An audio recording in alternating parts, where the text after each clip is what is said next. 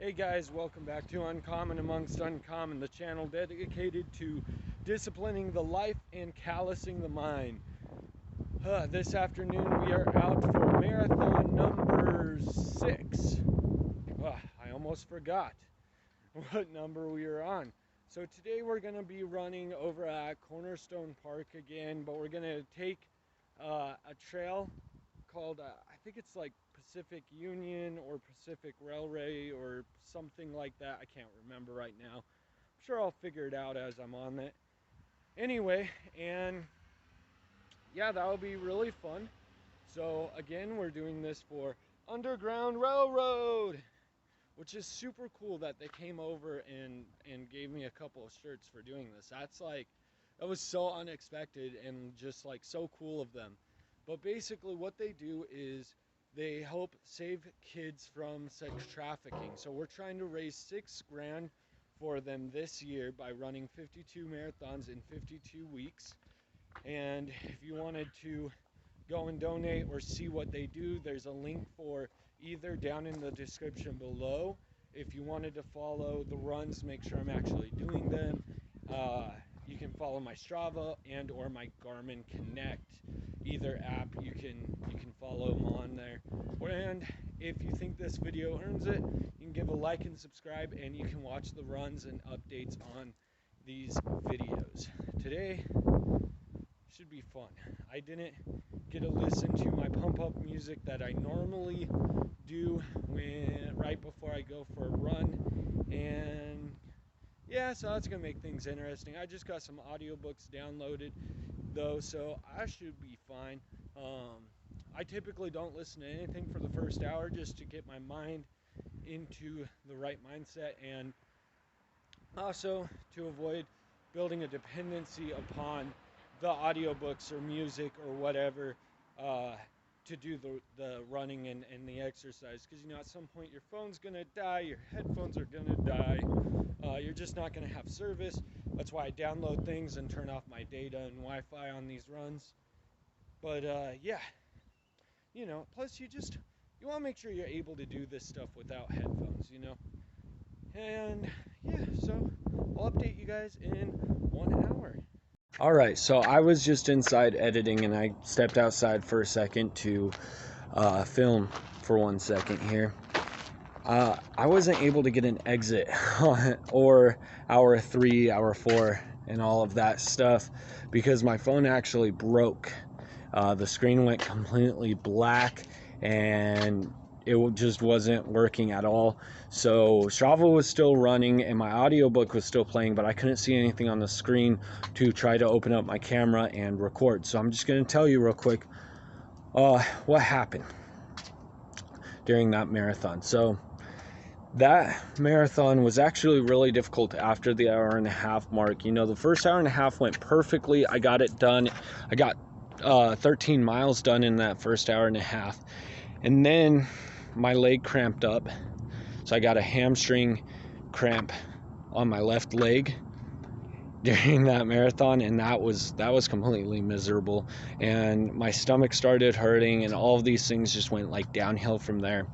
And I remember coming home, and after like 5.5 hours of being out there, and I fell on the ground, and I looked at my roommate because he came out and asked if I was okay, and I was like, honestly, dude, today sucked. Like, I finished the 26 miles, and the first hour and a half went great. I got the first half done, but then it all went downhill from there. I explained to him everything that happened. And then I went to shower, right? When I got out of the shower, he had made me a couple of burritos with scrambled eggs, spinach, and some chopped up vegetables inside of a whole wheat tortilla, because you gotta stay healthy. So it was good. It was really good. And the reason I share this story is because I want to talk a little bit about how you get to see only a small portion of what goes on behind success stories and behind people who do hard things and who are able to push through like this. You get to see that person. You get to see me out here running, right? And I'm doing these runs, right? But it really takes a team. And without my team, I wouldn't be able to do this. You know, I have my friends and family who support me emotionally and mentally. And I even have one or two friends who will come out with me and run a mile or two when I'm really feeling down and really want to quit, right? And I have a nutritionist and a personal trainer and a massage therapist who help me to recover and strength train and eat right and do those types of things. And it's just really amazing. And it's a really, really helpful thing to me to see all these people who are like, you know what, we support what you're trying to do. You're trying to fight against childhood sex trafficking and all of that type of stuff, and we're willing to help you out, right? And that's just a really beautiful thing. So if you're trying to do an insane goal, an insane thing that's really hard for you, just remember that all of these people who are way more successful than me and have done way harder things than what I've done, and who have done things that are far more impressive than what I'm doing right now, they all have teams behind them who are supporting them and pushing them forward, you know. And sometimes it's really hard to find that team.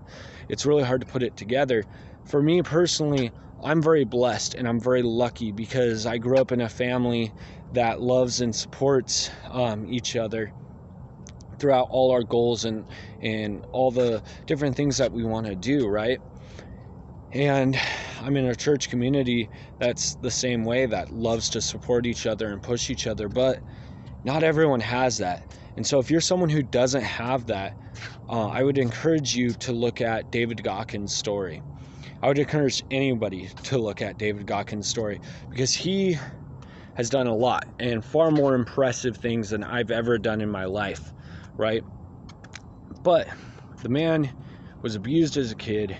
He got really hurt, and he didn't have much of a support team when he first started. So he actually had to go to so many different states. He had to travel America to find one guy who would support him in his dream of becoming a Navy SEAL, because he was overweight and all this other stuff. And so he had to go all across America to all of the recruiting offices, and probably not all of them in America, but he had to go to a lot of them to find someone to support him and to help him push forward. And we're not talking about financial support here. We're talking about emotional and mental and physical support of, like, this is what you need to do to get to where you're going to go, you know?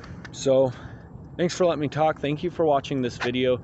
If you want to see the proof that I did do the runs and I am doing them, you can follow me on Strava or Garmin, or you can even follow me on Instagram, Facebook, and I think that's all I have right now in the ways of social media. All of this stuff is linked in the description below. Also in the description below, there's a link to follow Underground Railroad, as well as everything they're doing, and to donate to their cause is in the description below too. Thank you so much for watching. Please share these videos if you believe in this cause. If you believe this video has earned it, please consider liking and subscribing. Thank you very much. Have a nice day. All right, so we are 2 hours in, and we just reached mile 13. I've slowed down a lot because I did the first half really fast.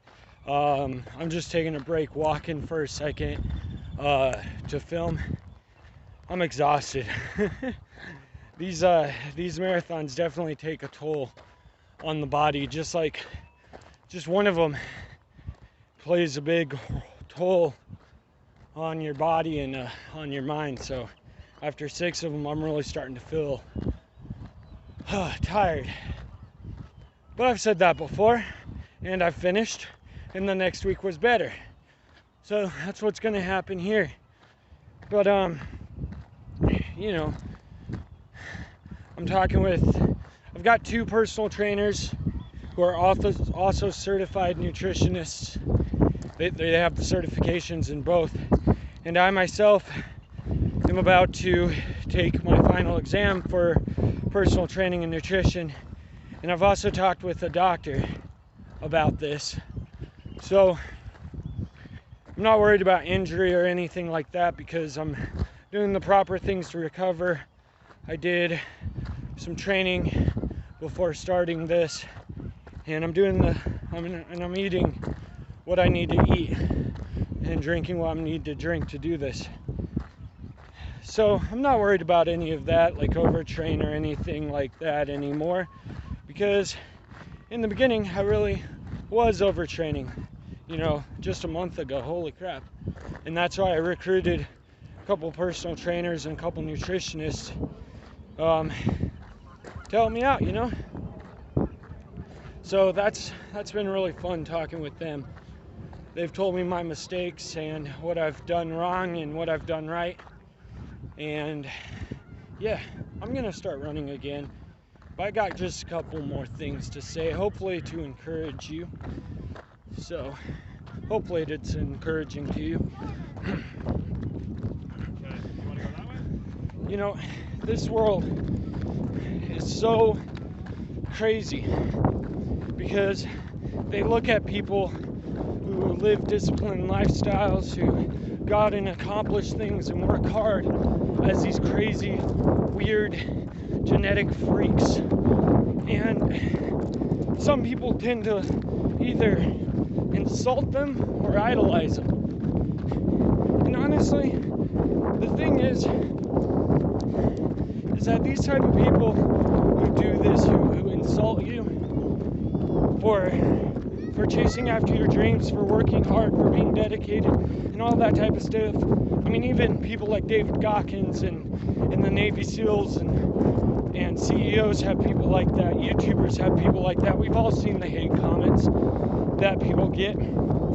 Just remember that in all reality, it's so sad because they have so little going on in their own lives that they have to start looking at other people's lives to find some enjoyment in trying to tear them down for accomplishing and achieving what they set out to do.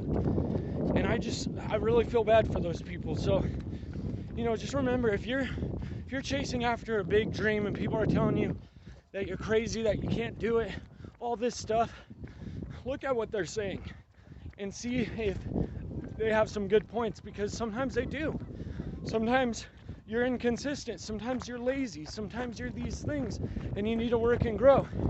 But also remember that a lot of these people insulting you just have nothing better to do with their own lives, and so they're looking at yours to find your faults.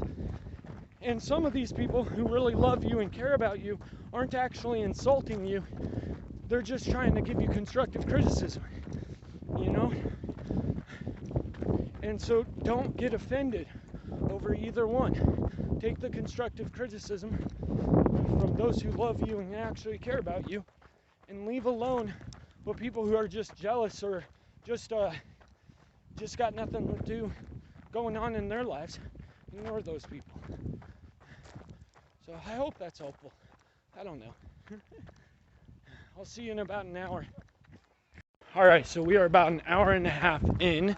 Sorry I didn't record a half hour ago. I was running with a guy I met out at the park. But running with him, we were running at way above my normal pace, which my normal pace, I try to keep a 6 minute, but generally lose that 6 minute pace around hour 4.